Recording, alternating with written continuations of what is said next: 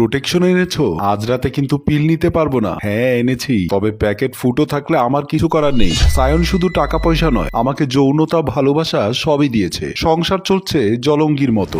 একদিন সায়ন অফিস থেকে আসার পর কমলিকা বেশ মিষ্টি হেসে বলল, কি গো এই মাসে না পিরিয়ড হয়নি? জুতো খুলতে খুলতে সায়ন বলল, কতদিন হলো? তা প্রায় 1.5 মাস। ও টেস্ট করেছো? না, আমার মনে হচ্ছে তুমি বাবা হতে চলেছো। সায়ন খবরটা শুনে খুব আনন্দিত, হা হা করে হেসে বলল, তাহলে প্রোটেকশন ফুটো ছিল? ধুর, ইয়ার কি মেরো না। কি গো, আমি মা হব, ব্যাপারটা কেমন হবে ভাবতে পারছো? আমার পেটে তোমার বাচ্চা আছে, আমায় মা বলে ডাকবে আর আমাকে বাবা। আচ্ছা, রাগী বাবা হব না ভালো বাবা হব? সায়ন কমলিকা দুজনেই খুশি। সায়ন ঠিক করলো আগামীকালকে অফিসটা কামাই করে তোমাকে নিয়ে যাব গাইনি ডাক্তারের কাছে। তুমি ফ্রেশ হয়ে আসো, আমি খাবার দিচ্ছি। এ কথা বলে খাবার রেডি করতে চলে গেল। পরের দিন ডাক্তার চেম্বারে বসলো। ডক্টর নীলিমা বললেন, আপনি মা হতে চলেছেন। আমার বউ লজ্জা পেল, তাই আমি ডক্টর নীলিমাকে লজ্জিত বিস্ময় নিয়ে জিজ্ঞাসা করলাম, আমি যে বাবা হতে চলেছি, কতদিন কি কি করতে হবে? এখন আমি কি করব? আমায় কি করতে হবে বুঝিয়ে বললে খুশি হতাম। ডক্টর নীলিমা মুচকি এসে সায়নের মনের অবস্থা বুঝতে পেরে বললেন, শান্ত হন, শান্ত হন। এখন আপনার কাজ বউ এবং আপনার সন্তানের দেখাশোনা করা, প্রেসক্রিপশনের এই ওষুধগুলো নিয়মিত খাওয়ান। সব থেকে ইম্পর্টেন্ট কথা হলো সায়ন বাবু, এই কয়েক মাস সেক্সটাকে কন্ট্রোল করতে হবে। সায়ন সবিনয়ে উত্তর দিল, অবশ্যই ম্যাডাম, বলেই ডক্টরের সামনেই কমলিকার মাথায় একটা চুমু দিল। তারপর বউকে ধরে উঠে দাঁড়ালো। তারপর ওখান থেকে বের হয়ে রাতের বেলা স্বামী স্ত্রী দুজনে ঘুমাচ্ছিল। গত রাতেও নৃশংস যৌনতা চলেছিল এই বিছানায়। বিছানা থেকে উঠছে বীর্যের গন্ধ, অথচ আজ রাতের ডাক্তারের একটা কথায় দুজনের মাঝখানে কোলবালিশ রেখে শুয়ে আছে। স্বামী অনেক কষ্ট করে কমলিকার মাথায় হাত বোলাতে বোলাতে বলল, ও সোনা একটু। কমলিকা হেসে বলল, কি একটু? ডক্টর কি বললো শোনোনি? এই কদিন হবে না। মুহূর্তেই মনটা খারাপ হয়ে গেল। আচ্ছা তাহলে শুধু চুমু খাই, নাইটিটা একটু নিচে নামাই, শুধু একটু পেটে হাত দেব। স্বামীর কথায় কমলিকারও ইচ্ছে করছে তার স্বামী সুপুরুষের ছোঁয়া পেতে, তাই হেসে বলল, আচ্ছা কোমর অব্দি, তার নিচে যাওয়া যাবে না। নাইটি একটু নিচে নামিয়ে তলপেটে আলতো করে হাত বোলা। ক্ষণে কমলিকার শরীর শিরশির করে উঠল। সায়ন আদর করতে লাগলো। দুজন জড়িয়ে ধরে আবার একাকার হয়ে যাবে। এমন সময় ধাক্কা মেরে স্ত্রী উঠে বসে গেল। বলল, অন্য রুমে থাকবো, তোমার সাথে থাকবো না। এ কথা বলে উঠে অন্য রুমে চলে গেল। সায়নের রাত কাটলো কোনো রকমে। পরের দিন 10টার সময় কমলিকা অফিসে যাওয়ার জন্য সায়নের ব্যাগ গোছাতে গিয়ে খুঁজে পেল কন্ডোমের প্যাকেট, স্ট্রবেরি ফ্লেভার। আমার স্বামীর ব্যাগে এইসব কি? কমলিকা জিজ্ঞেস করলো, কি গো কন্ডোম কেন কিনেছো?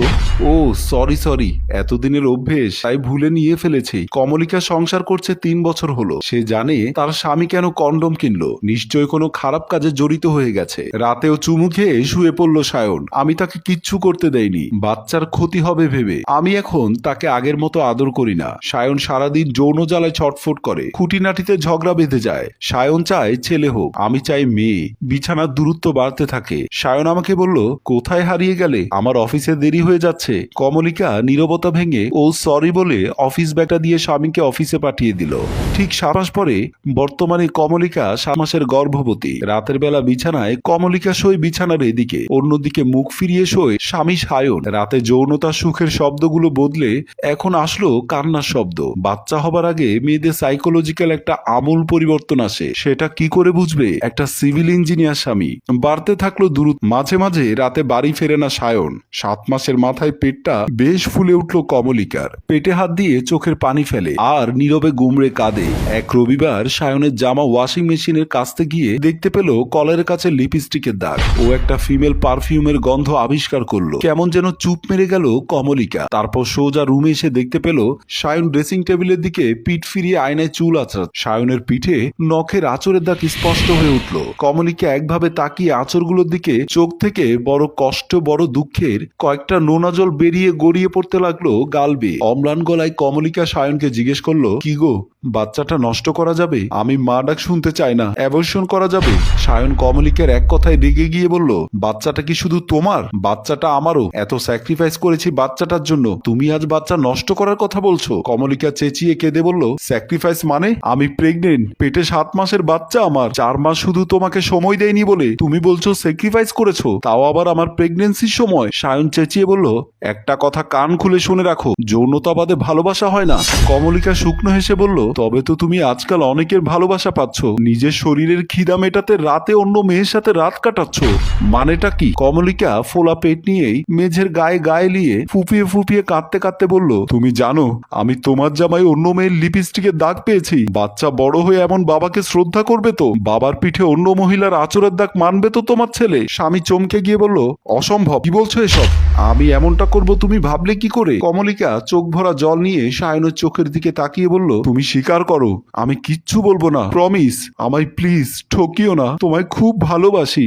বাচ্চার জন্য যদি আমার ভালোবাসা নষ্ট হয়ে যায়, আমি চাই না বাচ্চা। কমলিকার এমন কথা শুনে আর কান্না শুনে যেন স্বীকার করতে গিয়েও করতে পারলো না এবং স্পষ্টভাবে জানিয়ে দিল এসব কমলিকার মনের ধারণা, আমি এমন কোনো কাজ করিনি বলেই অফিসের দিকে চলে গেল। এদিকে খাওয়া ঘুম বন্ধ হয়ে গেল কমলিকা, হতাশা ডিপ্রেশন যেন আটকে ধরলো তাকে। এদিকে অফিসে বসে সায়ন ভাবলো, কমলিকা ঠিক করে আগের মতো কথা বলে না আমার সাথে। সায়ন বুঝতে পারলো সে অন্যায় করছে, কিন্তু স্বীকার কোনো মতেই করা যাবে না। এদিকে বাসায় দিনের শেষে কমলিকা সায়নের জামাটা শুকে দেখতে ভুলতো না, অন্য কোনো পারফিউমের গন্ধ নেই তো। বিশ্বাস আজব জিনিস, চলে গেলে ফেরানো মুশকিল। এক রাতে তারা দুজন ঘুমাচ্ছে। সায়ন ভাবলো 1 মাস হয়ে গেল যৌনতা থেকে দূরে আছে সে, আর যেন পারছে না সামলাতে নিজেকে, এপাশ ওপাশ করছে। ল্যাপটপে পর্ন সাইট সার্চ করতে দেখলো সবকটা পর্ন সাইট বন্ধ, সরকার বন্ধ করে দিয়েছে। সায়ন এত রাতে উঠে শার্টটা গায়ে দিয়ে বাসা থেকে বের হয়ে গেল। দামি একটা হোটেলে উঠে ভাড়া করা মেয়ের জামা খুলতে খুলতে সায়ন বলল, শোনো, পিঠে 1 ফোঁটাও যেন আঁচড় না পড়ে। তো মহিলা ব্যঙ্গ করে বলল, কেন, বউ বুঝে যাবে? তো ভয় পেলে কেন এসেছিস? এরকম ব্যবহার শুনে সায়ন রাগে ভয়ে মহিলাকে এক চড় মারতেই মহিলা বলল, তোর মতো অনেক দেখেছি, নে তুই তোর 2000 টাকা, আমিও তোকে শরীর দেব না। হতভম্ব সায়ন, নিজের উপর যেন ঘৃণা হচ্ছে তার। টাকাটা হাত থেকে নিয়ে উঠে আবার বাড়ির দিকে রওনা দিল। বাসায় ঢুকে দরজা খুলে দেখে কমলিকা ফোনে কার সাথে যেন হেসে হেসে কথা বলছে। সায়ন রাতে দরজার বাইরে আড়ি পেতে শুনলো সারা রাত কমলিকা কার সাথে যেন কথা বলে, এখন ফোনটা একটু হাতছাড়া করে না। সায়ন কমলিকার মুখে স্কুলের এক কলিগের নাম বেশ কয়েকবার শুনেছে, তার সাথেই কথা বলছে না তো? কমলিকার আর মাত্র 1 মাস বাকি ডেলিভারি। সায়ন নিজের ভুল বুঝতে পেরেছে ইতিমধ্যে। সায়ন একদিন মনে সাহস এনে বলল, কমলিকা, কিছু কথা ছিল। ফোন কানে দিয়ে কমলিকা হেসে বলল, বলো, ফোনটা রাখা যাবে? তুমি বলার হলে বলো, কোনো সমস্যা নেই। আমি তোমার সাথে খুব খারাপ করেছি, আমার অ্যাফেয়ার্স ছিল, আমি যৌনতায় অন্ধ হয়ে গিয়েছিলাম, স্বীকার করছি, কিন্তু এখন যেতে চাই। আমায় একটাবার ক্ষমা করতে পারবে? আমি শুধু ভালো বাবা হতে চাই। কমলিকা বিজয়ের হাসি হেসে বলল, এখন তোমার খারাপ লাগছে আমি সারাদিন ফোনে কথা বলছি বলে? কি তাই তো? সায়ন মাথা নেড়ে বলল, হ্যাঁ, সরি, ক্ষমা করে দাও একবার। আমার ফোনটা চেয়েছিলে না তুমি, এই নাও। না ঠিক আছে, লজ্জা পেতে হবে না, নাও। সায়ন ফোন নিয়ে দেখলো ফোনে কোনো সিম নেই। আসলে কমলিকা ফোন করার নাটক করছিল যাতে সায়নের খারাপ লাগে। কমলিকা আসলে বোঝাতে চেয়েছিল ভালোবাসার অর্থ। গৌতম বুদ্ধ বলে গেছেন, ভালোবাসার অপর নাম স্যাক্রিফাইস। সায়ন ফোনটা দেখে কি বলবে বুঝতে পারত। হঠাৎ প্রবল প্রসবের ব্যথা উঠল কমলিকার, সাথে সাথে মাটিতে বসে গেল। সায়ন তাকে ধরে হাসপাতালের দিকে রওনা দিল, কিন্তু এখনো তো 1 মাস বাকি ডেলিভারি। হাসপাতালে নিয়ে যাওয়া হলো দ্রুত। কেবিনে শুইয়ে দিয়ে বাহিরে এসে দাঁড়ালো। নিজের উপর রাগে দুঃখে ফেটে পড়লো সায়ন, নিজেকে দোষারোপ করলো বারংবার। অপেক্ষা আর অপেক্ষা। সায়ন কি খুব ভালোবাসে কমলিকা? ওর কিছু হবে না তো? বাচ্চাটা ঠিক থাকবে তো? মাথায় হাজারো চিন্তা যেন ফুটবল খেলছে। ঘন্টাখানেক পর ওটি থেকে বেরিয়ে ডক্টর বলল, সায়ন বাবু, বাচ্চাকে বাঁচাতে পেরেছি, এই নিন আপনার বাচ্চা। কিন্তু সরি, কমলিকাকে বাঁচাতে পারলাম না। কমলিকার মাথায় প্রচন্ড টেনশন ছিল, ওখান থেকে স্ট্রোক হয়ে গেছে, পাথর হয়ে গেল সব। কমলিকা আর নেই। কান্নায় ফেটে পড়ল সায়ন। যৌনতা কেড়ে নিল ভালোবাসাকে। বাচ্চাকে কোলে নিয়ে দৌড়ে কেবিনের সামনে গেল, দেখলো পড়ে আছে কমলিকার নিথর দেহ। সম্মানিত দর্শক, আসলে যৌনতার কারণে কাউকে ভালোবাসার পরিণতি কখনোই ভালো হয় না, মৃত্যু অনিবার্য। কথায় আছে, বউ হিসেবে যাকে আপনি পেয়েছেন সেটা হলো আল্লাহর দান, আপনার জন্য রহমত, আর অন্য বেগানা মেয়েগুলো পুরুষের জন্য অভিশাপ। গল্পটি ভাবনা প্রযোজনায় মঞ্জুর মোর্শেদ, পরিচালনায় রেজাউল কবির চৌধুরী। আমার 3 পিসের ফিতাটা একটু লাগিয়ে দাও। সমীরা গোসল শেষে ভেজা কাপড় পরা অবস্থায় রাজু তার চাচার বাড়িতে গেছে রাজুর পাওনা টাকাগুলো দিবে কিনা তা দেখার জন্য। এরকম অবস্থায় সমীরার পলক তাকাতেই লজ্জায় চোখটা নামিয়ে নিল রাজু, কারণ ভেজা কাপড়ে ওর শরীরের সব ভেসে উঠেছিল। সমীরা সমীরা বলল, এইভাবে হাত আছিস কেন? ফিতাটা একটু বেঁধে দাও না। হতভাগ দৃষ্টিটা ঠিক করে ওর মুখ ঘুরিয়ে ফিতাটা বেঁধে দিল আর বলল, সমীরা বলল, মা থাকলে তোকে দিয়ে আমি এই কাজ করা কি মনে করিস নিজেকে? আমি খুব সস্তা? তো ও মা, আমি তো কিছুই বলিনি। আমি আসলাম থেকে নাকি বাবা টাকা পায়, তা দিবে কিনা জিজ্ঞেস, আর এখানে এসে যে এরকম বেহাইয়া কাজ করতে হবে কি আমি জানতাম? সমীরা বলল, মা বাজারে গেছে, আমি মাকে বলবো, তুই এখন যা। বলেই সমীরা রুমে ঢুকে গেল। কথাটা শুনে রাজু চুপচাপ দাঁড়িয়ে রইল আর মনে মনে ভাব, সমীরা হয়তো এখন তার রুমের ভেতর ফ্যান ছেড়ে দিয়ে চুল খোলা রেখে বিছানায় পড়ে রবে। এই কথা ভাবতে ভাবতে রাজু বের হয়ে সমীরা বিছানায় শুয়ে ভাবছে সেই মুহূর্তের কখন রাজুর হাত সমীরা থ্রি পিসের ফিতা লাগানোর সময়